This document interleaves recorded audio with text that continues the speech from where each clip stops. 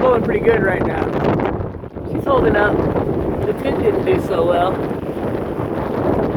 I kind of took it down a little bit so it wouldn't blow over. This thing's bent and break. It's coming over the car kind of funny where the tent sits. But the canopy, as you can see, it's blowing probably 40 miles an hour. And she's holding up. Holding up pretty good. Surprisingly well, actually. I wasn't expecting winds like this. I don't even know if you can hear me with all the wind. Just wish one of those would go down. I've already caught one red today.